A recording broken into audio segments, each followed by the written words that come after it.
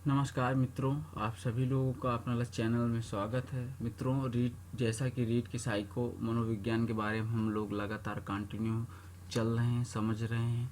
तो चलिए आज शुरू करेंगे अधिगम स्थानांतरण। इसके पहले मित्रों, आप सभी लोगों ने इसे सब्सक्राइब नहीं किया है, लाइक नहीं किया है और अपने दोस्तों को शेयर नहीं किया है तो वो पहले कर दीजिए। मित्रों, आपके लिए इतना मेहनत करते हैं और आशा है आप लोग भी हमारे साथ मिलजुल कर चलेंगे।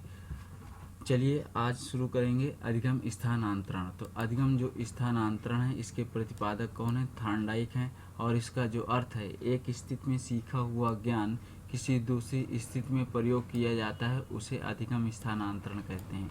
तो अधिगम स्थानांतरण का एक यही अर्थ निकला कि आप कोई भी सीखा हुआ ज्ञान है उसको दूसरी स्थिति में अगर प्रयोग कर देते हैं तो वह अधिगम स्थानांतरण कहलाता है। अब जो है अधिगम स्थानांतरण के प्रकार देखेंगे तो 3 प्रकार के होते हैं। एक सकारात्मक और दूसरा नकारात्मक, तीसरा शून्य स्थानांतरण। तो जो सकारात्मक स्थानांतरण है और इसका अर्थ होगा धनात्मक या अनुकूल, जब एक स्थिति में सीखा हुआ ज्ञान किसी दूसरी स्थिति में सहायक होता है। जब आप अनुकूल का मतलब होता है आपके जो है अनुकूल स्थानांतरण आपने सीखा और वह दूसरी स्थिति में आ गया। उदाहरण, साइकिल चलाने वाला स्कूटर आसानी से सीख जाता है। अगर आप साइकिल चला लेते हैं तो स्कूटर चलाने में आपको ज़्यादा कठिनाई नहीं होगी। तो यही क्या एक सकारात्मक स्थानांतरण हुआ। दूसरा है संस्कृत भाषा का ज्ञान जिन व्यक्तियों को है वो हिंदी विषय अच्छे से सीख सकते हैं। दूसरा है नकारात्मक, इसे ऋणात्मक या प्रतिकूल स्थानांतरण कहते हैं। इसे देखिए धनात्मक अनुकूल धनात्मक स्थानांतरण भी कहा जाता है।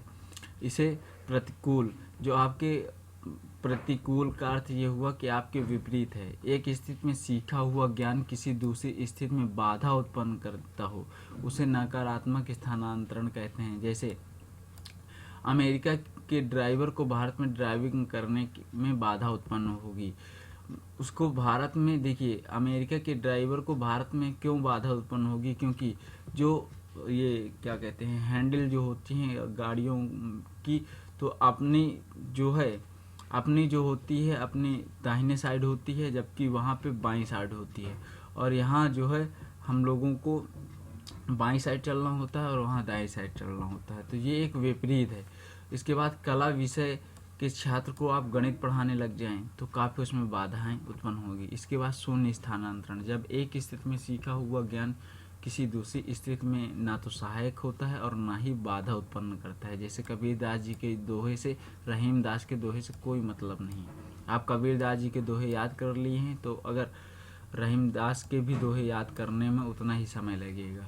एग्ज़ाम में कबीरदास के दोहे भी इम्पोर्टेंट होते हैं और रहीमदास के भी इम्पोर्टेंट होते हैं। तो इनके सब अलग अलग, इनमें कोई भी शून्य स्थानांतरण नहीं हो रहा है, मतलब कोई भी स्थानांतरण नहीं हो रहा है।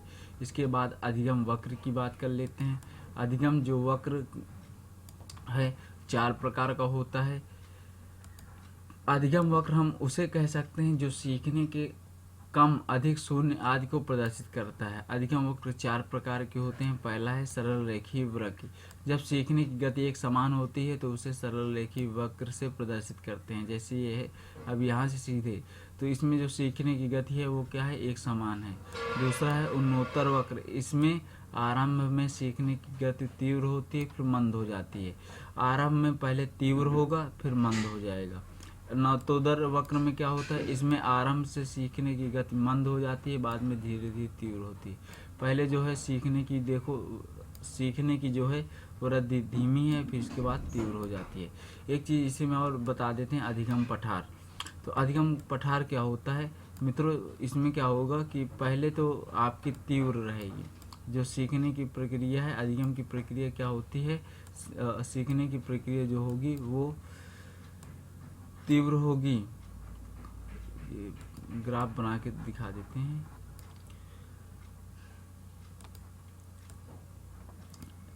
ये आपके सीखने की जो तीव्र हुई, इसके बाद क्या होता है, एक समय ऐसा आता है ना तो आप सीखते हैं, ये कह सकते हैं ना तो आपका उन्नोत्तर होता है ना तो आपको नतोदर होता है। ना तो आप सीखने में तीव्र होते हैं और ना ही मंद होते हैं। सीखने की जो अधिगम है वो क्या होता है, एक समान रहता है, इसके बाद तीव्र हो जाता है। तो ये यहाँ इस पॉइंट से ये पॉइंट से ये पॉइंट से ये पॉइंट तक, तो ये इसके बीच का जो पठार होता है वो क्या होता है, अधिगम अधिगम पठार होता है। ठीक है। इसके बाद चौथा ऑप्शन है उन्नोत्तर व नतोदर का मिला जुला रूप। तो ये जो उन्नोत्तर और नतोदर, उन्नोत्तर का मतलब ये होता है कि सीखने का तीव्र, और नतोदर का मतलब होता है मंद, नतोदर मंद। तो ये क्या होगा, उन्नोत्तर और नतोदर ये दोनों जो है मिला जुला मिश्रित वक्र कहलाता है कि तीव्र मंद ये मिश्रित वक्र के अंतर्गत आ जाता है। ठीक है। इसके बाद देख लेते हैं अधिगम का पठार। अधिगम का पठार हमने अभी आपको ये ग्राफ बना के दिखाई दिया। जब सीखने की गति रुक जाती है, ना तो उन्नति होती है और ना ही अवनति होती है, तो क्या हो जाता है वहाँ पे अधिगम पठार हो जाता है। इसके बाद अधिगम के अन्य महत्वपूर्ण सिद्धांत देख लेते हैं। अधिगम में जो जिन्होंने काम किया है, जैसे कोटलेविन ने काम किया है, उन्होंने दिया है क्षेत्र का सिद्धांत, क्षेत्र सिद्धांत। टालमैन का उद्देश्यवाद या संकेतवाद का सिद्धांत, गुथरी का प्रतिस्थापन का सिद्धांत, कार्ल रोजर्स का अनुभवजन्य अधिगम सिद्धांत, अब्राहम मैस्लो का जो है मानवतावादी अधिगम सिद्धांत, मिलर का है सूचना प्रक्रियाकरण का सिद्धांत, और जेरोम ब्रूनर का है संरचनात्मक सिद्धांत या अन्वेषण खोज का सिद्धांत। ठीक है। इसके बाद अधिगम वक्र के बाद हम लोग देखेंगे थर्ड इकाई शुरू होती है चाइल्ड डेवलपमेंट, इसे देखेंगे। तो इसको भी इसी में शुरू करते हैं।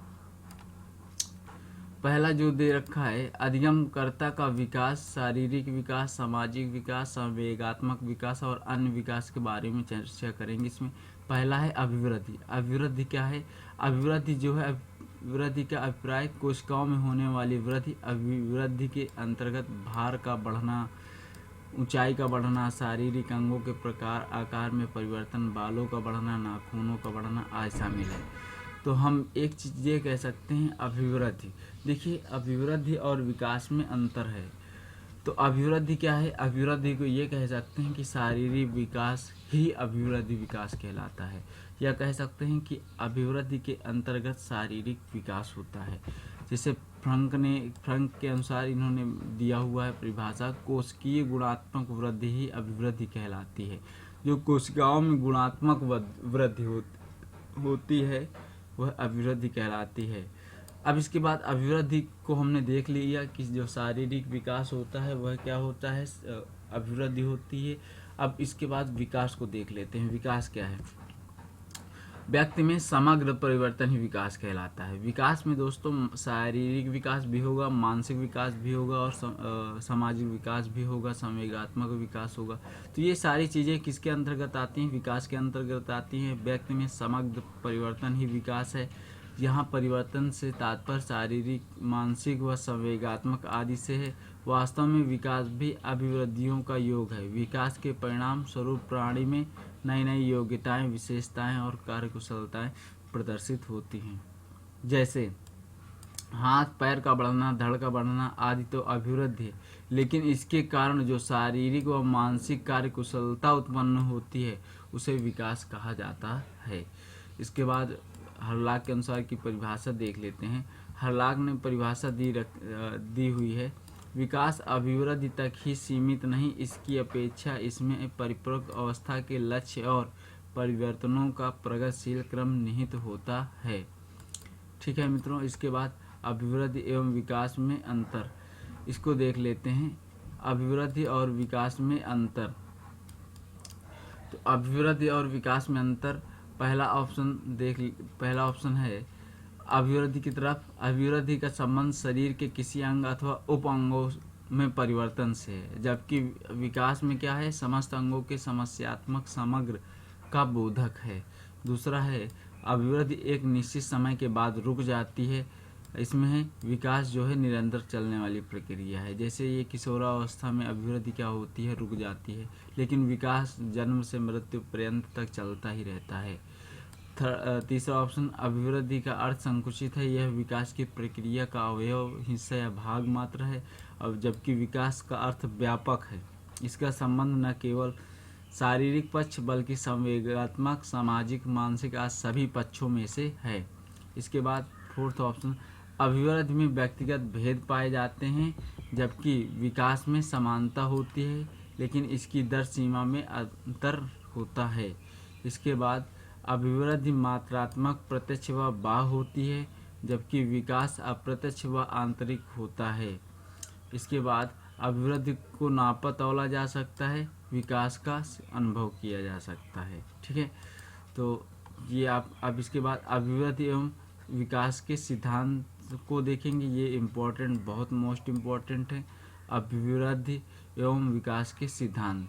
तो चलिए इनको देख लेते हैं कौन कौन से सिद्धांत हैं।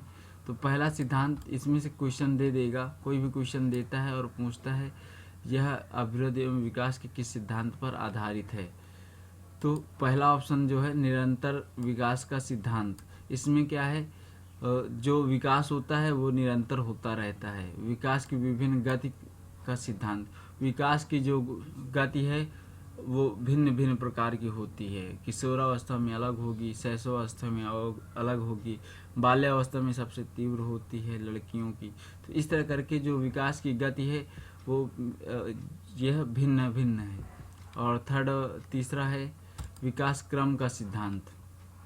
विकास जो होता है क्रम के अनुसार होता है। जैसे पहले है भ्रूण का बनना, फिर इसके बाद बालक जन्म लेगा, फिर इसके बाद है चलना फिरना, फिर पढ़ना।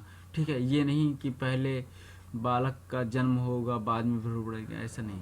तो इसका जो एक क्रम है, इसका क्रम क्या है, एक निश्चित क्रम है।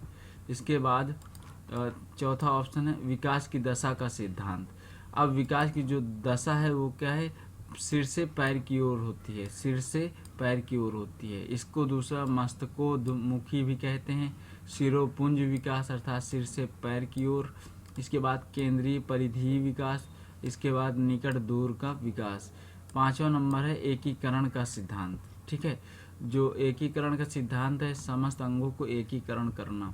इसके बाद 6 है परस्पर संबंध का सिद्धांत। जैसे शारीरिक विकास, मानसिक विकास, संवेगात्मक विकास, सामाजिक विकास और नैतिक विकास, ये परस्पर संबंध का सिद्धांत है। इसके बाद 7वां नंबर सामान्य विशेष प्रक्रिया, सामान्य एवं विशेष प्रक्रिया का सिद्धांत। सामान्य से विशिष्ट की ओर ये भी इसको बोला जाता है। समान प्रतिमान का सिद्धांत। ठीक है, इसके बाद वंशानुक्रम एवं वातावरण की अंतःक्रिया का सिद्धांत। इसके बाद है परिमार्जिता का सिद्धांत, लाभ के साथ।